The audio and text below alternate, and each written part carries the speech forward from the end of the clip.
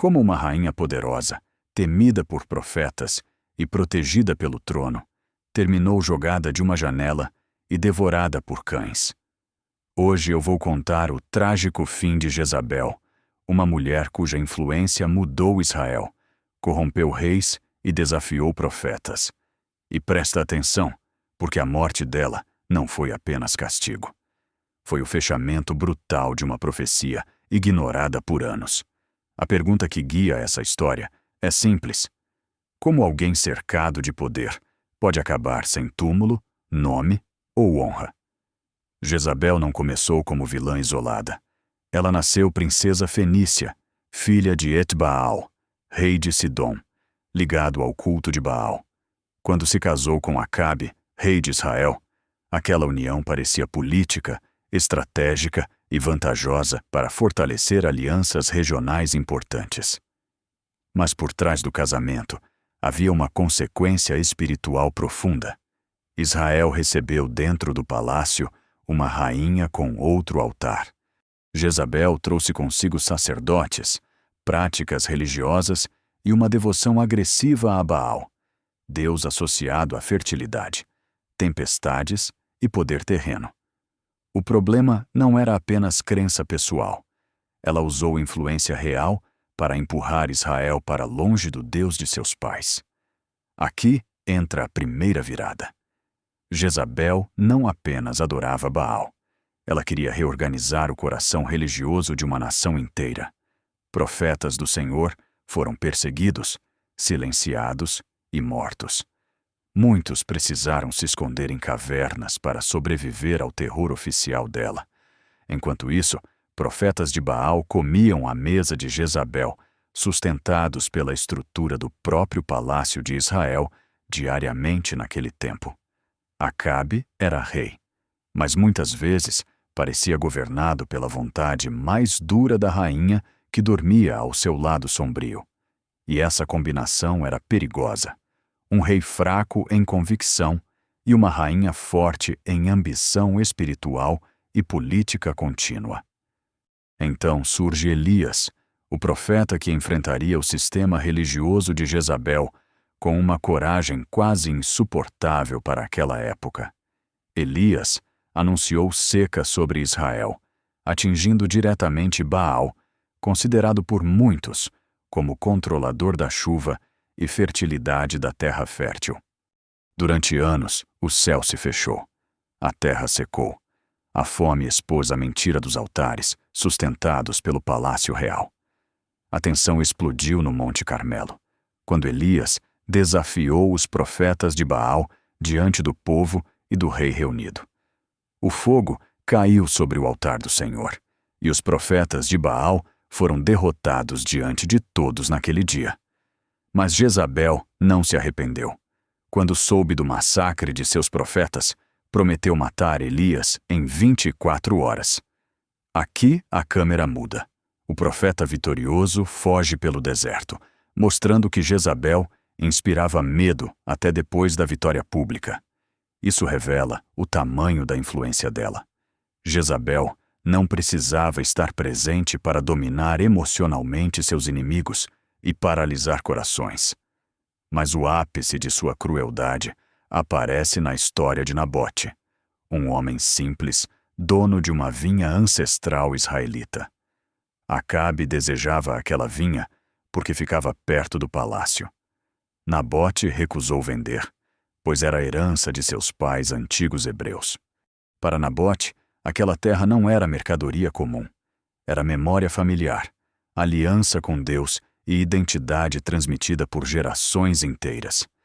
Acabe voltou para casa frustrado, deitou-se, virou o rosto e recusou comer, como alguém esmagado pelo próprio capricho infantil humilhado.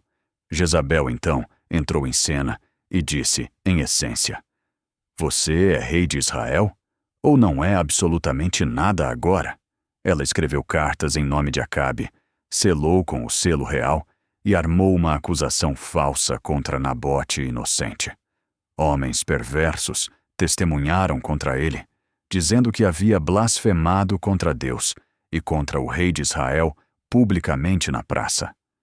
Nabote foi levado para fora da cidade e apedrejado até morrer, vítima de uma máquina legal corrompida pelo poder real. Agora repare no horror.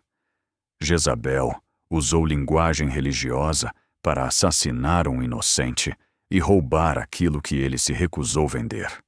Quando Nabote morreu, Jezabel disse a Acabe que tomasse posse da vinha, como se justiça fosse apenas obstáculo removido dali. Mas Deus viu aquilo. E quando Acabe desceu para tomar a vinha, Elias apareceu com uma sentença terrível contra ele. O profeta declarou que no lugar onde cães lamberam o sangue de Nabote, lamberiam também o sangue de Acabe ali mesmo. Sobre Jezabel, a profecia foi ainda mais brutal.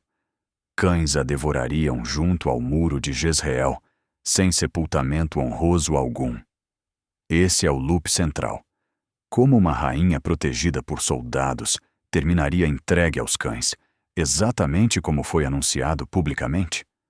Acabe se humilhou temporariamente, e parte do juízo sobre sua casa foi adiada.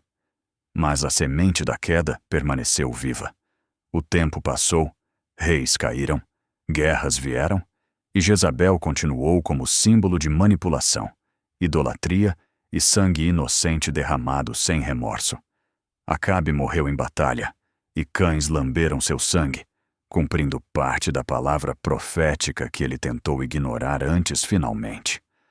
Mas Jezabel ainda estava viva, e enquanto ela respirasse, o antigo veneno do palácio continuaria contaminando a casa real inteira. Então surge Jeú, comandante ungido para executar juízo contra a casa de Acabe e encerrar aquela dinastia sangrenta inteira de Israel. Jeú avançou com velocidade feroz, eliminando Jorão, filho de Acabe, e também atingindo alianças ligadas ao antigo regime corrupto da época. Quando Jezabel soube que Jeú vinha para Jezreel, ela não correu, não suplicou e não desceu humilhada jamais naquele dia. Em vez disso, pintou os olhos, arrumou os cabelos e ficou à janela, numa última encenação de controle e desafio. Essa imagem é poderosa. A rainha cercada pelo fim ainda tenta parecer intocável diante do homem que trazia juízo final. Ela chamou Jeú de Zinri, lembrando um antigo assassino de rei, tentando transformar o executor em traidor aos olhos públicos. Mas Jeú não discutiu longamente. Ele olhou para cima e perguntou quem estava ao lado dele naquele momento decisivo terrível. 2 ou 3 oficiais olharam pela janela. Jeú ordenou: joguem-na para baixo. E a corte abandonou sua rainha imediatamente sem hesitar. A queda foi violenta. O sangue de Jezabel salpicou a parede e os cavalos, e Jeú passou por cima dela. A mulher que manipulou decretos, profetas e reis terminou esmagada na entrada do palácio que um dia comandou sozinha antes. Jeú entrou, comeu, bebeu e depois mandou sepultá-la, reconhecendo que ela ainda era filha de rei estrangeiro da Fenícia antiga. Mas quando foram buscar o corpo, encontraram apenas crânio, pés e palmas das mãos. O resto havia desaparecido totalmente do palácio. Então, a profecia voltou como trovão. Os cães devorariam Jezabel no campo de Jezreel, e ninguém diria: esta é Jezabel. O corpo que viveu cercado por perfumes, vestidos e autoridade terminou irreconhecível, espalhado como esterco sobre a terra seca de Jezreel. Aqui fechamos o mistério inicial. Jezabel perdeu até o direito simbólico de ser lembrada diante de uma sepultura honrada naquele dia. Na cultura antiga, não ser enterrado era humilhação extrema, sinal de desonra, derrota pública e apagamento da dignidade final perante todos. Sua morte não foi apenas uma cena chocante. Foi uma mensagem histórica sobre poder sem temor, religião manipulada e justiça atrasada. Jezabel representava mais que uma pessoa. Ela simbolizava um sistema onde ambição política, idolatria e violência caminhavam juntas dentro do palácio. A tragédia é que ela teve inteligência, influência e coragem, mas colocou tudo a serviço de controle, orgulho e perseguição. Sua força não produziu vida, produziu medo. Sua liderança não protegeu inocentes. Usou inocentes como peças descartáveis sem culpa aparente. E esse é o alerta que atravessa os séculos. Poder sem limite sempre tenta transformar pecado em política oficial diante do povo. Jezabel achou que o trono blindava sua culpa, que o tempo apagaria Nabote e que profetas eram apenas obstáculos frágeis. Mas a história bíblica insiste numa ideia dura. Há sangue que a terra não esquece, mesmo quando palácios fingem silêncio. O fim dela foi público, porque seus crimes também foram públicos, espalhados entre altares, tribunais, campos e casas enlutadas de Israel. E Jeú, embora instrumento de juízo, também revela outro ponto sombrio.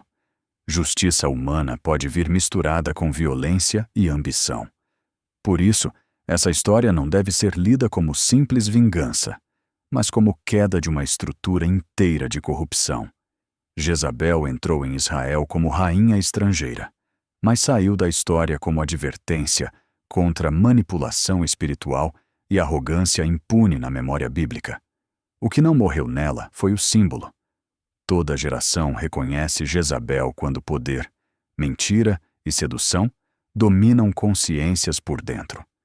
E o trágico fim da rainha mostra que nenhuma maquiagem, janela alta ou posição real consegue esconder o juízo para sempre.